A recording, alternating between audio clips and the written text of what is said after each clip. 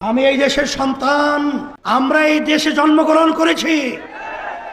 এই দেশ আমার, এই দেশ সুন্দর করার দায়িত্ব আমাদের।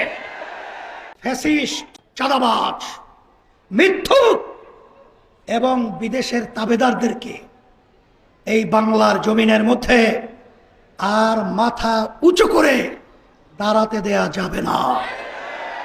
আমাদের দেশের এতগুলো সন্তান জীবন দিয়েছিল, পঙ্গু হয়েছে, এখনো চক্ষু হারিয়ে তারা দিন রাত্র অসহায় অবস্থায় যারা আজকে পার করছে।